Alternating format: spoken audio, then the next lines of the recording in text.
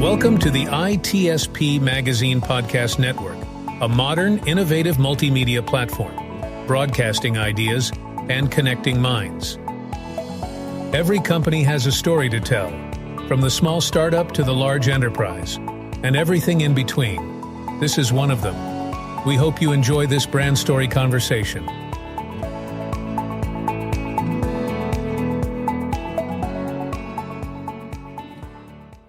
And hello, everybody. You're very welcome to a new brand story episode here on ITSP Magazine. This is Sean Martin, host of Redefining CyberSecurity Podcast, where I get to talk about all kinds of cool things cyber and the cool people behind the programs and the products and the tools and all the good things that are going on in our industry. And as you know, if you listen to the show, it's all about how to take something and operationalize it for the benefit of the business. Not just to manage risk and reduce exposure. Those are important pieces, which we're going to talk about today. But it's all in the support of generating revenue and protecting that revenue when we generate it. So I'm thrilled today to have Rogier Fischer on. Good to see you. Very nice to be here, Sean. It's a pleasure to have you on, and I'm excited to learn more about Hadrian and its inception and the challenges that you help teams overcome. Before we get into what you actually do as the co-founder and CEO of the company, maybe a quick look back to some of the things you've done working up to launching Hadrian. Yeah, very quickly. So I started out as an ethical hacker. I think as a lot of people in this industry do. Started out when I was a teenager, primarily focused around Dutch banks, but got my street cred on some of the Hall of Fames of the larger tech companies as well. I really enjoyed offensive cybersecurity or ethical hacking because it feels like you're solving puzzles. It's technically complicated, but at the same time, there's a very clear goal and sometimes a bit of an adrenaline rush when you finally find something. Spent quite a lot of teenage years there. And rolled into the cryptocurrency game afterwards. Started my own cryptocurrency exchange in 2012, which turned out, in hindsight, was a very good time to start a cryptocurrency exchange. So from 2012 to around 2020, I built that company until it was acquired. And it became relatively big. We were around 50 people managing slightly more than $1 billion in crypto assets under management. So the company got acquired by a competitor, and I left. And about a year later, I started Hadrian together with some good friends of mine that I used to hack together as teenagers as well. Nice one. And when you're hacking, I mean, let's just say what Hadrian does, because you basically help companies eliminate the risk exposure, right? Or minimize the risk exposure. I don't know if we ever get 100%, but I presume how you view this problem is deeply rooted in how you attacked organizations when you're working as a hacker. Oh yes, 100%. So also you won't hear me claim that we solved the problem completely of cybersecurity. I don't think there's any such company out there. What I think is what we can give you is a piece of visibility of how you look like from an attacker's point of view, right? That's where our experience lies, and that's what we automate with Hadrian, where we believe that by building tooling and applying AI to automate some of these steps as well, we can reach a certain scale of testing that traditional methodology just can't, traditional pen testing or traditional vulnerability scanning, which gives you visibility of some of the exposures that you have. It's not even about remediation yet. I think that's a very solid next steps, but it's about getting visibility, prioritizing those things that matter most, and then giving the customer the tools to remediate that as well. So giving them clear guidance on how to solve some of these problems. So what are some of the area? Well, let me before I go there.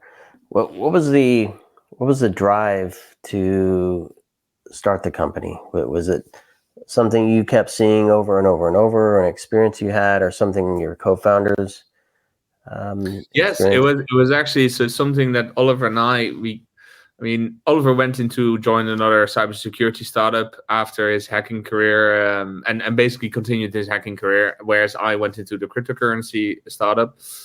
But we both noticed that the tooling there that we used to exploit a lot when you were hacking manually, which was primarily around reconnaissance and basically finding a full attack surface and then actually using tooling to attack those as well. We noticed that a lot of the existing tools in the market, they were too passive in nature, right? They were a bit too worried about actually launching attacks because, well, inherently these tools were more or less focused on third-party risk management or gaining just a very light touch view of your map of your attack surface. So what we noticed that because they're afraid of knocking something over. They're afraid of knocking something over, or they're not confident enough on what they've discovered belongs to you, and therefore they're not sure if they're allowed to actually run penetration tests on them, right? Because those are more intense and could be illegal to run on just a random asset. So there's a higher degree of certainty required to actually do the automated pen testing part than if you were just doing the passive scanning. So the problem with passive scanning is it generates a ton of data, which can be super interesting if you have a team of 20 to go through it and actually monitor, right? So you saw, especially in the finance sector, large security teams being able to actually extract a lot of value out of these tools. But in reality, the perhaps smaller security teams, especially in industrials and other smaller medium enterprise, you saw them not being able to really extract the value out of traditional ASM tooling. And that's where actually the automation that follows comes in, where you can combine multiple aspects of offensive security to basically automate the work for them in advance. People can still interact with the data as they used to be before, so they can still have a full view and map of their attack surface. But more importantly, they get a pre-digested understanding of what that data actually means to them and what exposures they are exposed to. And how much detail, because you said some of the existing tools or legacy tools may not go deep enough or broad enough and may not capture enough. What are some of the things that you bring into the picture that gives additional context, additional information, additional intelligence to really help paint a picture that's meaningful? So there's two important elements to that. The first one is just asset enrichment based on AI context. And why I'm saying AI context, I don't like the word AI. At Hadrian, we have a very strict policy to only apply AI whenever it actually suits a purpose, right? Because in reality, every time you use AI, you add a lot of computational resource, but you're also adding a lot of statistics around false positives, right? You don't know what's exactly going on. So you only add AI whenever you truly feel a need that this adds value to the outcome. So AI is great at, and especially machine learning is great at being trained to understand context. So whereas existing tools are what I would say one-dimensional, they just run a test and the test is pre-written, very well-defined, but also not very flexible. If slight changes or firewalls in before the asset, you'll see that the results might vary and it's very prone to false positives. If you add AI into that equation and you can basically create specific and custom attacks through your customer's environments, you'll be able to massively reduce the false positives, but you'll also be able to massively reduce the amount of tests you will have to run in any way. Because of the context that you already know about the asset, you know that the majority of some of these tests are completely useless. So that's one. The second part is around being able to chain together multiple aspects of security testing and into to basically an attack chain that exploits a whole lot of problems at once. So I think proxy shell is probably the most clear example of this, where in order to exploit a proxy shell attack, you abuse three different vulnerabilities. Traditional vulnerability scanners are very good at identifying the individual vulnerability, and they will run a scan, get a true or false on that test result, and then you know whether you're vulnerable. But you're seeing now more and more that the automated pen testing tools in the market, such as Hadrian, they're able to chain these attacks in parallel or in linear fashion in order to execute them fully. And again, here is where AI comes into play, because there's a requirement of a certain flexibility of how these tools can be chained together. And again, you want to predict the best way to accomplish that. And this is something, again, on that point, meaning what? Meaning how the attacker would normally put them together, or how you'd put them together in your environment, or both? So in reality, once we're in one way, that's our main focus. So we will not try and prioritize then that there's multiple different ways, but automatically, inherently in how the system works, you'll try many different permutations of different attack paths. And that's, again, something that is allowed by understanding that context, because you know what to test for, right? In reality, so let's look at, let's say in theory, you have about 500 potential next steps that can happen after you run a test. If you have 5 or 6 of those steps, you already can imagine that the amount of permutations and possible iterations are going to be trillions. You don't have your own cloud capacity for that. Cloud costs will go through the roof, but also on the customer end, they will not necessarily appreciate you running that amount of testing, right? Especially if you want to be able to do this on a continuous level, like we try to do with Hadrian. You basically have to bid a certain statistical relevance, understand what is needed to test for right now, and what is most likely to result in a positive outcome. A positive outcome being a successful breach. And successful can be exploitable, currently exploited, signs of indicators of compromise, all of those things? It's a good question. No, it's not all of those things, because it's a very proactive tool, so to say, right? So we do not detect when you've been breached. We're equivalent to manual penetration testing, but then in an automated scale. Hence, we would always be able to give you insights around how somebody can breach you.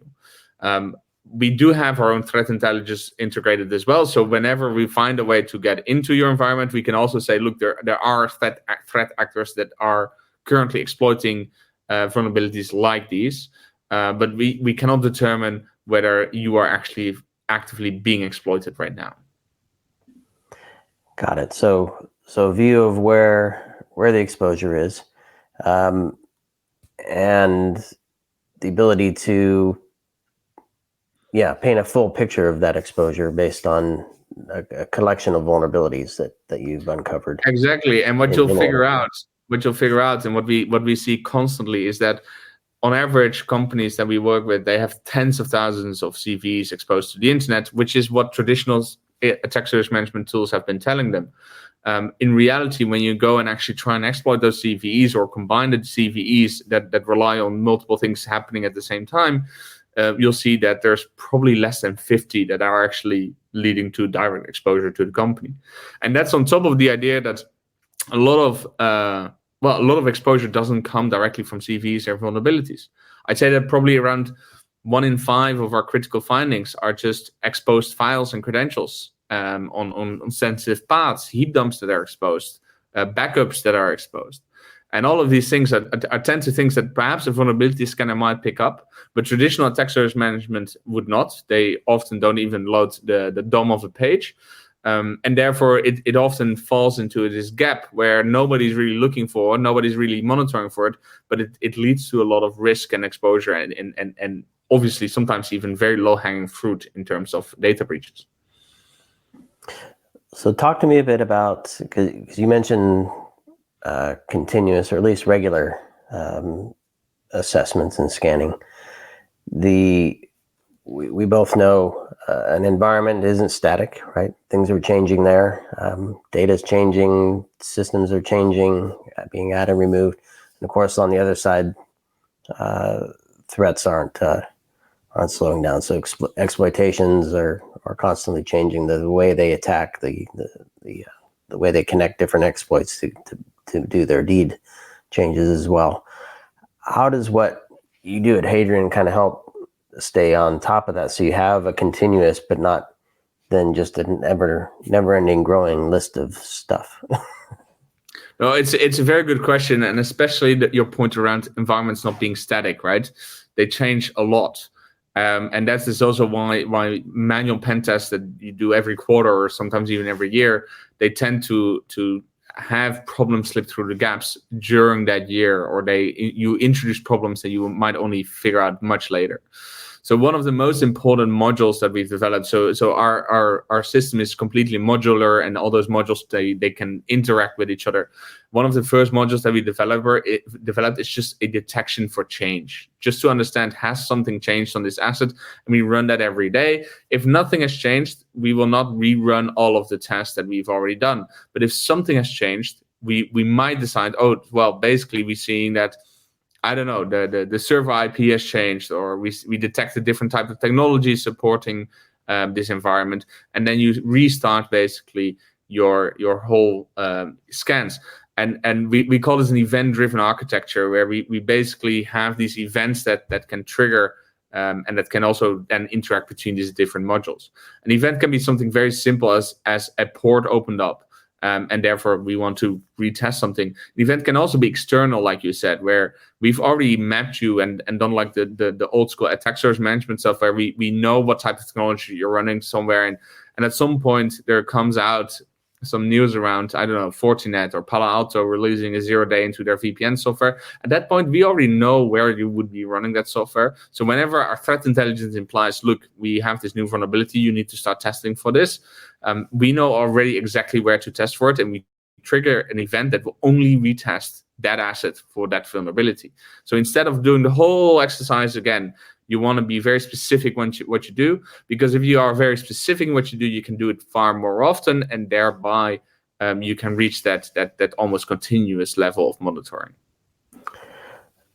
So a big part of this, clearly, if you, depending on how you have your controls set, you might mitigate some of the stuff with some controls and firewall settings, things like that. But sometimes you can't get away from the need to patch, right? And we've seen things like Log4j and others where teams scramble to find them all everywhere and patch them all everywhere. And it may not be that they need to do all of them in every place, right, all at once. Might be based on business need, might be based on exploitability, might be there might be a piece missing in the attack chain, right? That says, exactly. Well, they might pop that, but they're not going to get anywhere because of your specific environment. So, tell me how teams that you work with are leveraging what you provide them to be smarter in how they approach their patch management program and then other mitigation programs. So the first things first, they use the data just to gain visibility, right? Because that's the first thing that they want, just to understand what risks am I actively taking, what decisions am I making. And because if you don't have the data to even understand where you might be exposed, where you might run the Log4j type software, then you are nowhere, and you can't even make a proper risk assessment, right? So the first thing is just knowing what data you have exposed to the internet, knowing where you might be exposed. And then the second part to it is actually that exploitability, which is so crucial to understand whether we were able to autonomously create an exploit and execute that or not, is a huge driver for priority. Because quite frankly, if we were not able to, I will never exclude that it's not possible. It's just that it means that most likely it's far more complicated, and from an automated fashion, you're most likely not going to receive an attack that way. You still might be attacked by somebody manually, but obviously the vast majority of attacks on the internet, they happen already in an automated fashion. So you want to be, at least you're sure that you're relatively safe against those ones.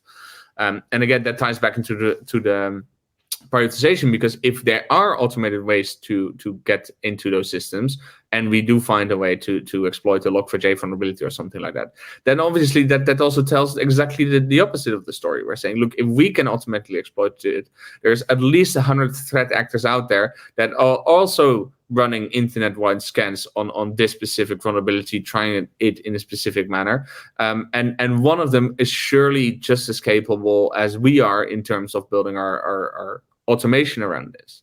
So in that sense, it gives them feedback that they should probably look at that one first.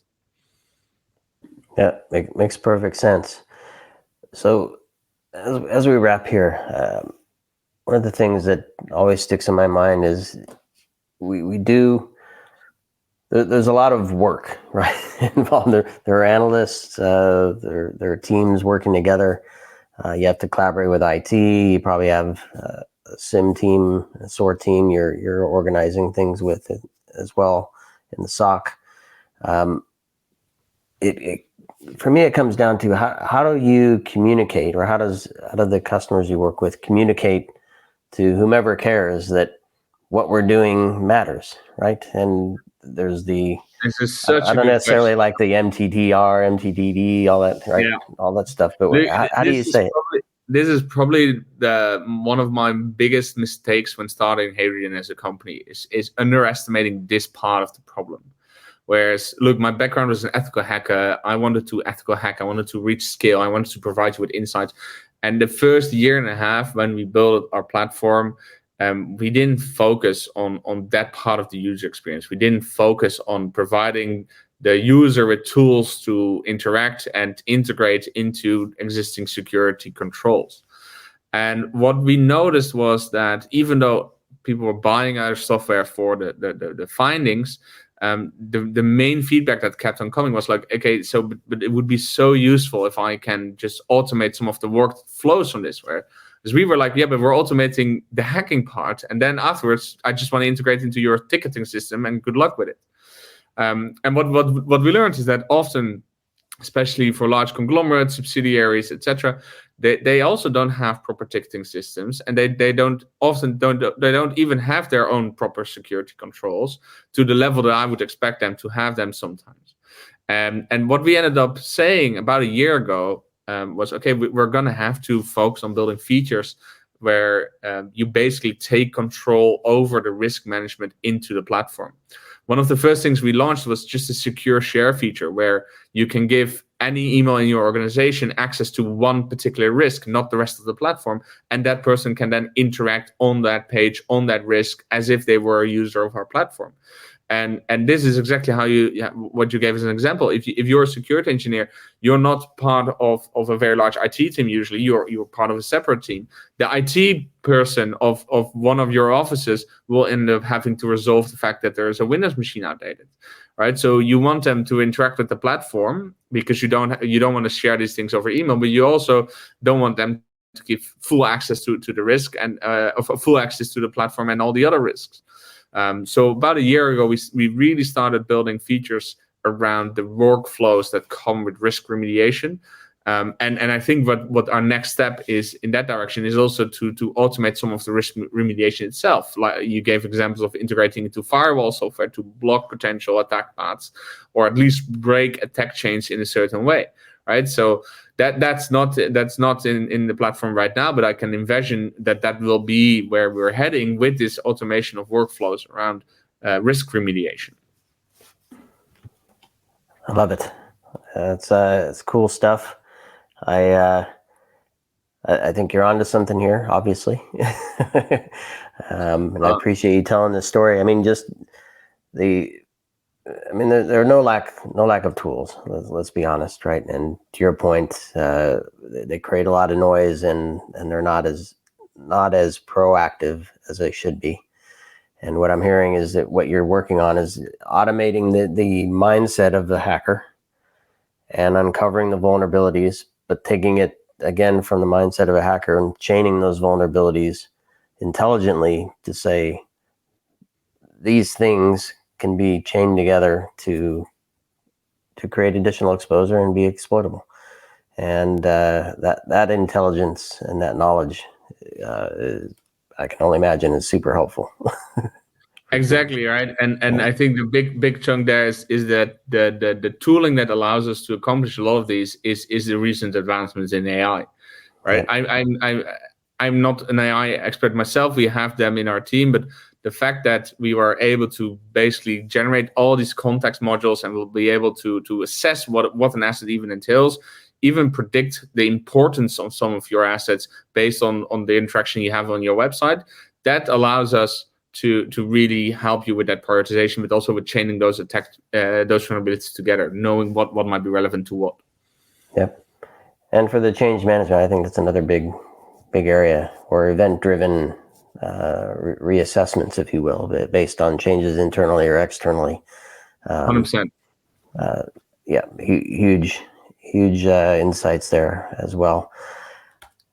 Well, Rogier, thank you for sharing this Hadrian story with us. I'm certain people listening are trying to figure out how do I get my hands on this and fold it into my program. You want to, of course, we'll include links to your website, and we'll this story and any others you choose to share with us and whatnot we'll include in the show notes. But final word for you, call to action, how people can connect with you and the team and get their hands on a demo or proof of concept. Sean, thank you so much for your time and having me on the show here. I really appreciate your questions. I had a great time. Look, we're going to be at many conferences and we're always ready to speak. Also very easy for us. Look, one of the biggest advantage of a tool like Hadrian is that it runs completely external to your environment. So a POC or a POV doesn't require any time and interaction from your side. And the only thing that we expect from you is that you remediate some of the findings that we'll present to you. But you most likely will be interested in that yourself as well. So please reach out if you feel like your existing attack surface management is not helping you enough in that prioritization question, and we'll be able to help you. Perfect. All right, there you have it, everybody. Connect with Rogier and the Hadrian team and get your assessment started. And I do appreciate everybody listening and watching this brand story here on ITSP Magazine. And I appreciate Hadrian telling the story with all of us. Keep well, everybody. Thanks again, Rogier. Thank you, Sean. Bye-bye.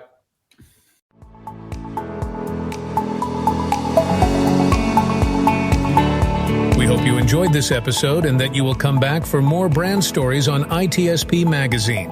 If you want to share your company's brand story, go to itspmagazine.com and explore our advertising options to learn more. Remember to share this podcast with your friends, family, and colleagues, and stay tuned for more brand stories as we continue our journey toward redefining cybersecurity, technology, and society.